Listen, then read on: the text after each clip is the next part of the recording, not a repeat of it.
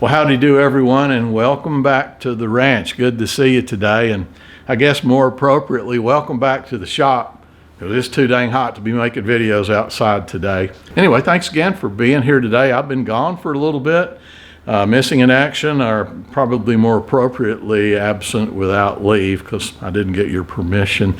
But nevertheless, I just needed a little time off, if you know what I mean. But we are back and ready to roll again. Like I said, it's pretty hot outside right now, but it's a whole lot better than it was the last 2 summers in a row. The last 2 summers in a row were the hottest summers on record in San Antonio history. So this year is a nice reprieve from that. Starting back in the spring, we started getting a whole lot of really nice rains, which filled up the creek.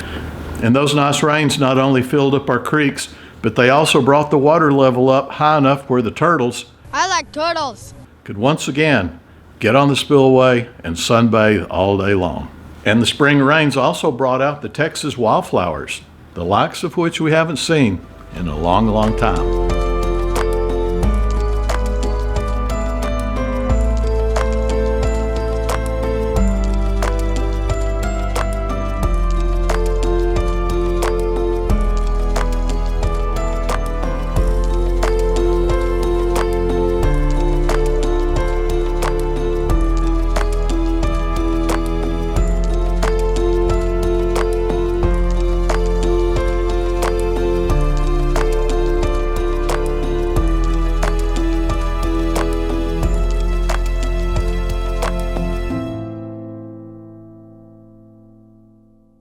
And now with all the rains we've had, even into the summer, the pastures are full of nice green lush grass.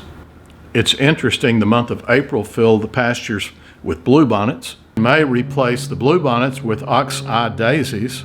And then June replaced the daisies with Indian blankets, or as most people call them, Indian paintbrushes. Well, that's enough horticulture for one video. With summer coming on strong, I did realize that the covers on not only my jet skis, but also my boat were really getting ragged, and kind of been putting it off because last time I bought a cover for the boat, it was about $600, almost $700.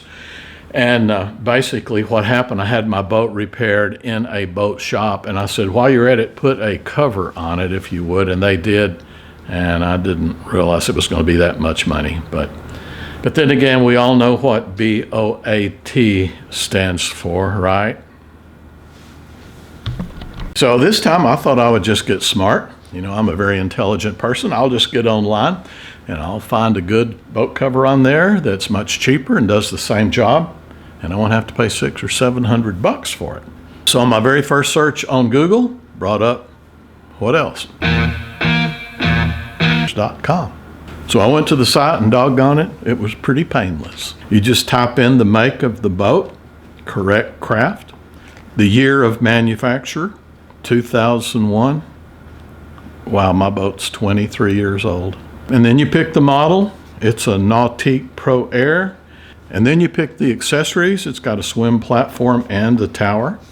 How simple and easy is that? And then I clicked onto the next page and I saw up in the right-hand corner, it had logged down that this cover fits a 2001 correct craft Nautique Pro Air with swim platform and tower. Looks like a nice snug fit. Down here you'll see it's got a 10-year warranty and it's a few $100 cheaper. So I just smashed that add to cart button. Am I not the smartest guy you've ever seen?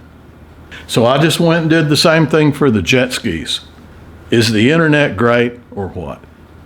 So here's a picture of my boat with the old cover on it when the old cover was fairly new. Nice and tight, looking good. I was certainly expecting my new and cheaper boat cover to look very similar, but I was surprised. And soon my new boat cover arrived. And sadly, I was expecting it to look like this, but nope, it looked like this. And this, and this, and this, and this. It was way too blousy and sloppy on all the sides. Kind of made me think my boat looked like this.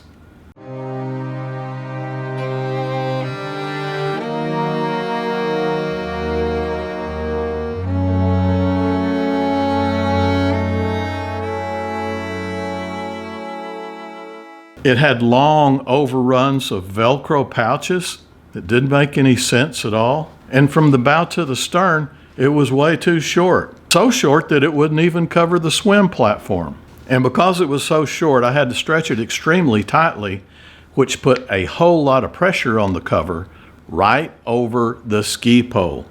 Oh, would you look at this? Yeah. And that area right over the ski pole is a common pressure point that ruins many boat covers. Over the ski pole, they usually put extra reinforcements of the material, or they'll have a built-in pocket to relieve the pressure. So I decided to reach out to the company, and after a few failures of email addresses, I was finally able to get a hold of the company to explain my concerns about probably having the wrong boat cover. But no, they checked and said, that's the correct cover for my boat. And the girl, I don't know how you pronounce her name. I'm sure it's not Fat Time, but nevertheless, she told me that she had explained to me that it was a semi-fit cover. And that's not the truth. It just surprised me that after such a detailed questionnaire, getting the exact boat that I had and all the accessories that it had on it, that they sent me some generic, poorly fitting boat cover with all these runs of Velcro to probably make it kind of fit almost anything. It came with a bunch of straps, and I hooked all these straps up, but it didn't really matter. It did not really make the cover any tighter. It was still way too blousy in some areas and way too tight in other areas. So now, every time it rains, I get to go out and bail water out of my boat cover. Not a happy camper. There is a Latin term called caveat emptor, and it means let the buyer beware. The mistakes I made on this, I did absolutely no research whatsoever. So folks, I guess I'll just keep bailing rainwater until finally the ski pole pokes its way through this cover. And then I'll go down and buy another $600 or $700 cover that fits and does what it's supposed to do. Caveat emptor, my friends. And folks, just for the sake of completeness, I did get the covers for my jet skis, and they fit perfectly. I've got 2 blue and gray jet skis, so I ordered 2 blue covers. And when they came in, one was red and one was maroon. And I was already too tired arguing to even fight about it. Caveat emptor. And also in the same vein, bought a new iPhone 15. Quite an improvement over my iPhone 7, I must admit. But the interesting thing about this is all the Apple devices I bought in the past all came with a charger. This phone did not. So I got online and I Googled it, where I found that Apple is trying to reduce their carbon footprint by not including a charger. And I thought that's kind of odd. I had to go on Amazon and buy a charger. So that charger had to be built. We're talking about greenhouse gases here, the carbon footprint. In other words, I guarantee you, Apple did not reduce the amount of money I had to pay for this thing to compensate them not including a charger, and they let somebody else make the charger, which created the same carbon footprint, and I had to pay somebody else some money. So, caveat emptor. Does it ever cease? And also along the same lines, I bought 2 or 3 pairs of shorts and a belt online, of course, because I don't like to go to stores. I hate to go shopping. So online shopping has just been a blessing to me, I thought. So I get these shorts in, and they are completely the wrong size. So I call the company or email the company, tell them I want to send them back. And they said, well, you'll have to send them back to China. I said, okay. So I said, that doesn't sound like that's going to be very cheap. And they go, no, it's not. So the company says, I do have some options besides sending them back to China. And one was, it was something like, I send them to their United States facility here, and they'll give me $25 in store credit, and I think that's what it was. And I believe I paid like $100 for these things.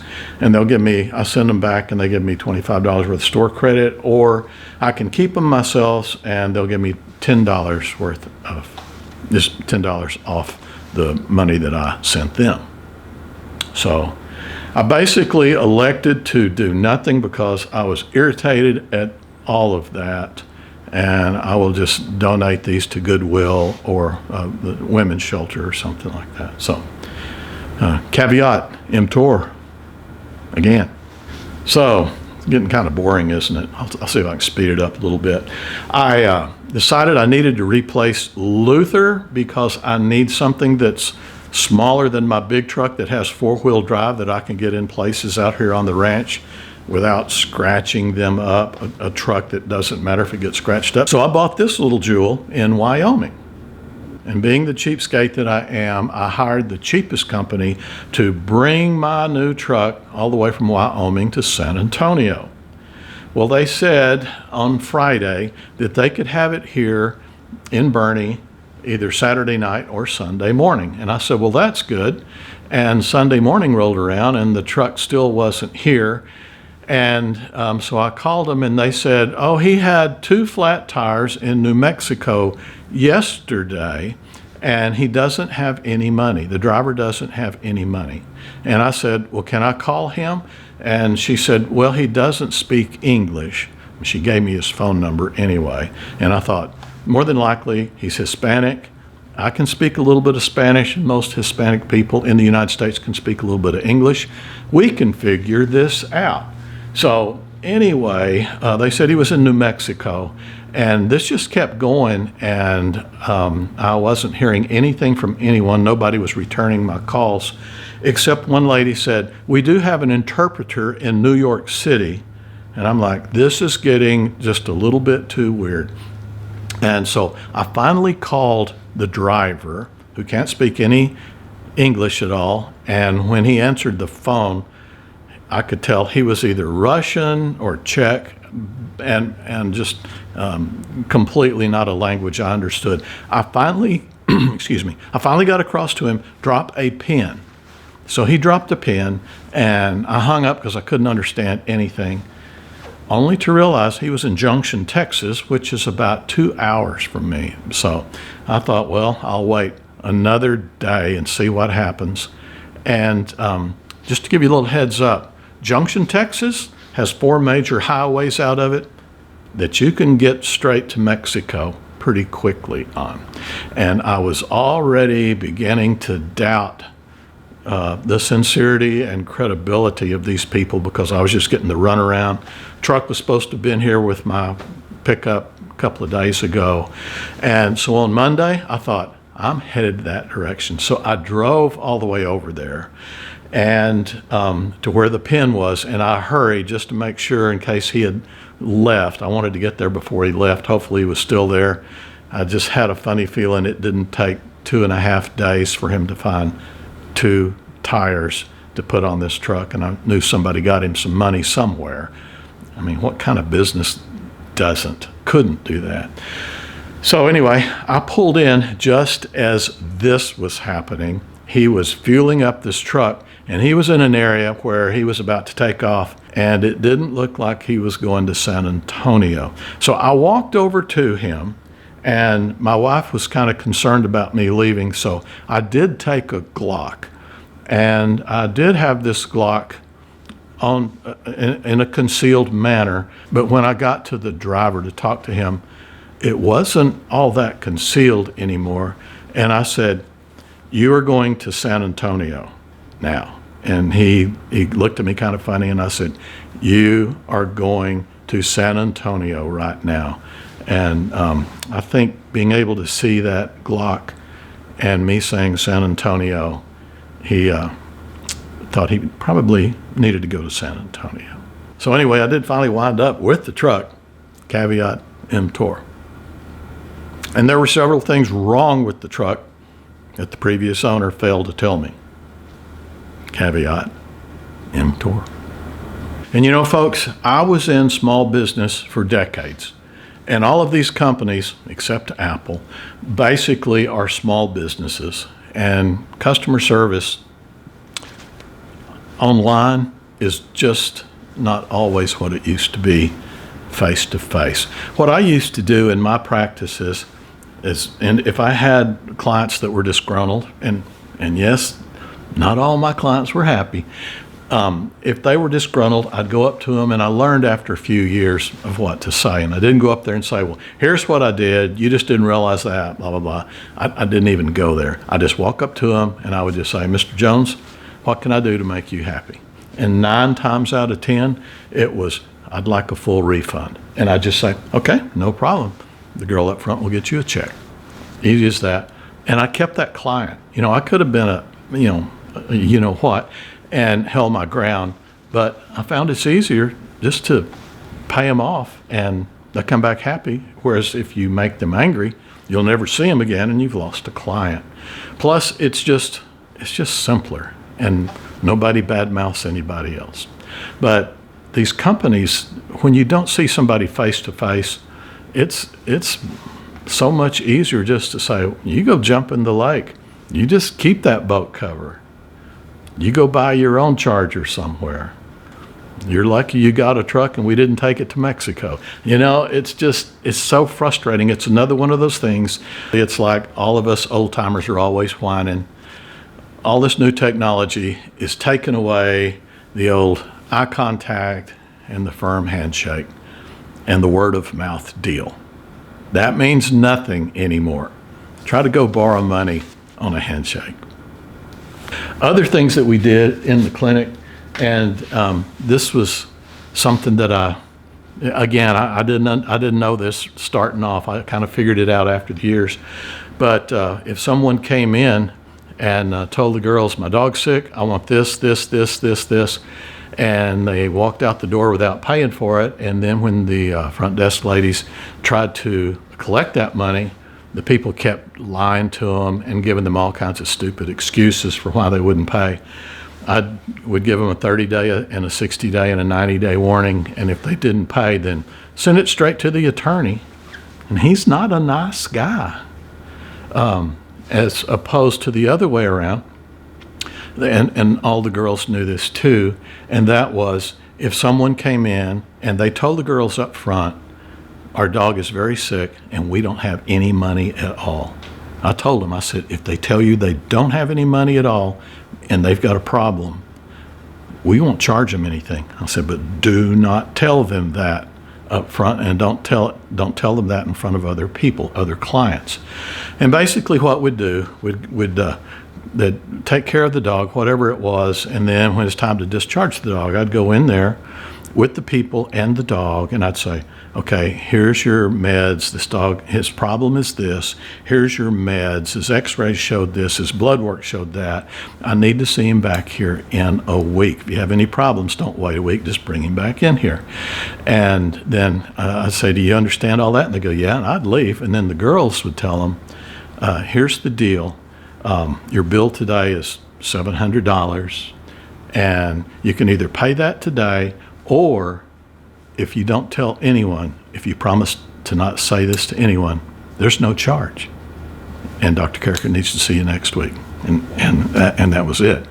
And that made me a lot of good clients. A lot of times they didn't have any money, and they weren't that client that was going to make you rich, but they were that client that came in and they loved you, and they were sweet people, and they knew that we loved their dog and we loved them. And you know, I told the girls, I said, y'all make good money.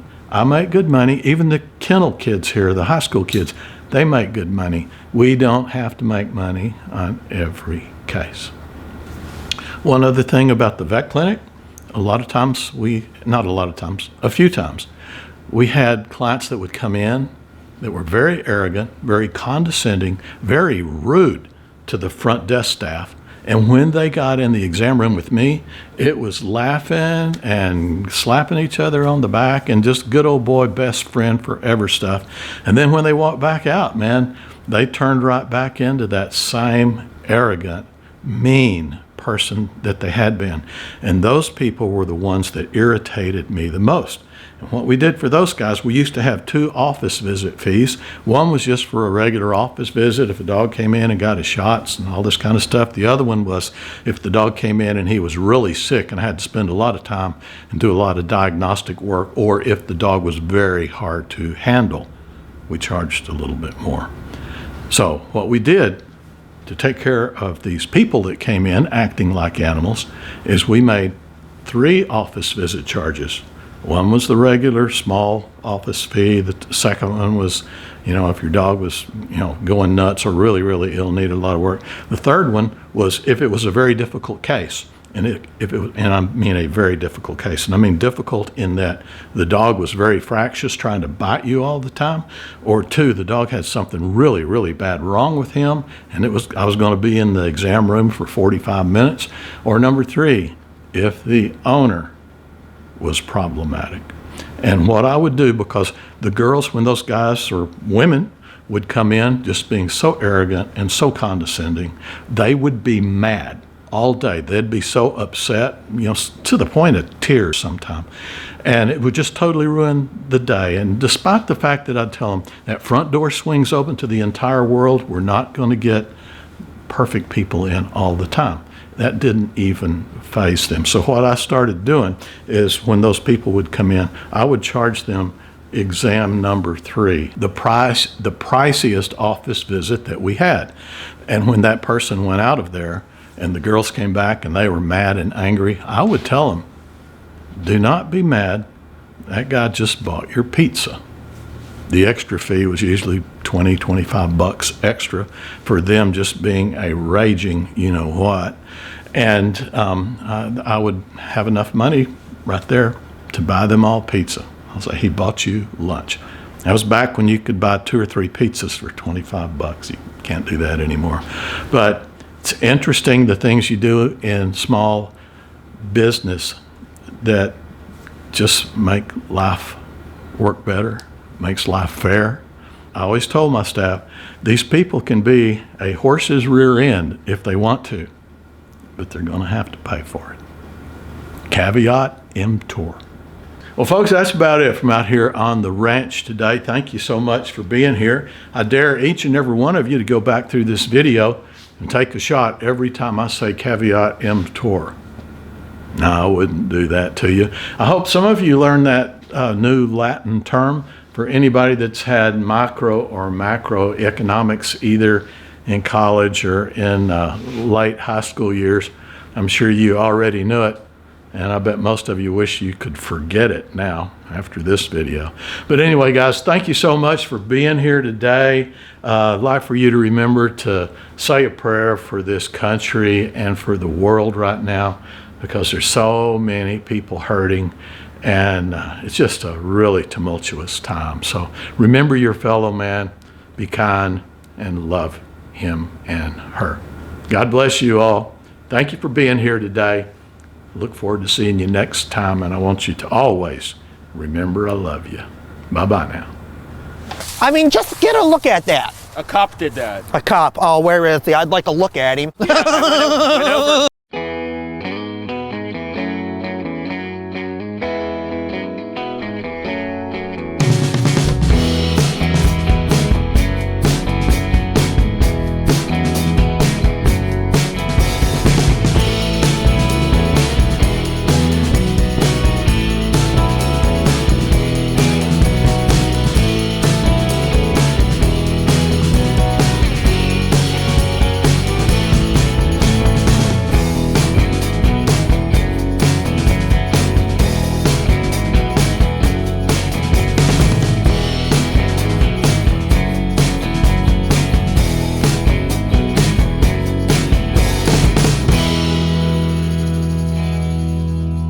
So what you doing there, Al? Neutering a dog, Dad. All right. Who's going to learn you? That's a mistake.